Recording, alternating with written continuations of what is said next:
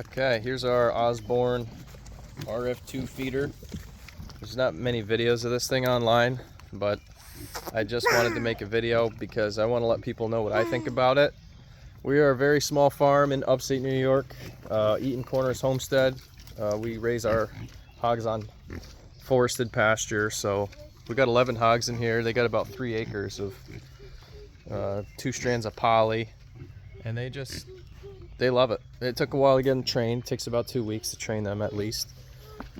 But anyways, this feeder, I'm about 5'9". This thing's, the top of this is up to my, it's above my belly button. It's probably 100 pounds empty. Holds 4 to 5 bags of feed.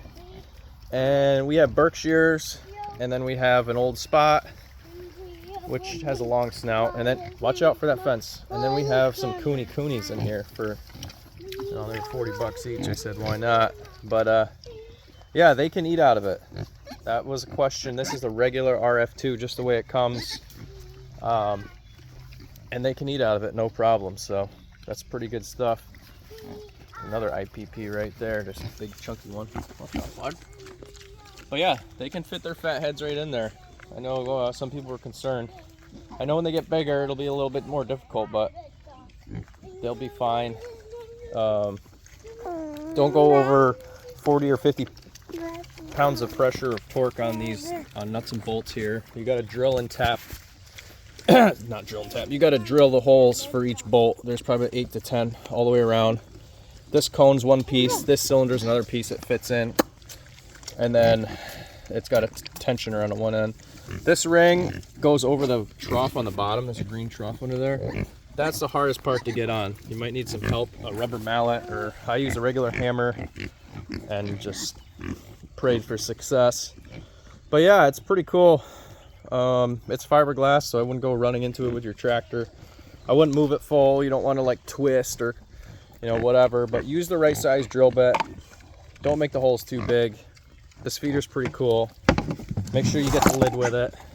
This model, it comes with it, but just make sure you get it. It has an adjustment for how much feed they get, and you have to assemble this whole thing. It takes like 2 hours, but cost, we're not sponsored by anybody. We're tiny. We're trying to figure out what we're doing.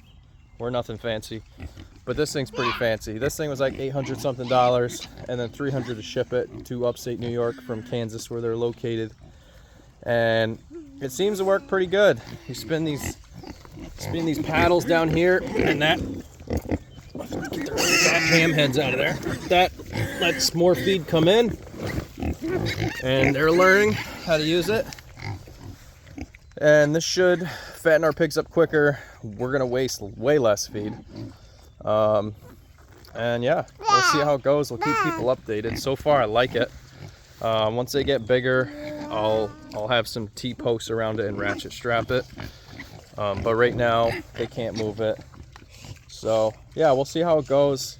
These are pretty expensive. You don't see them at a homestead level, but we're tired of wasting money. It's a lot of work and time. So, all right, have a blessed day. Again, that's a Osborne RF2, and it's pretty cool.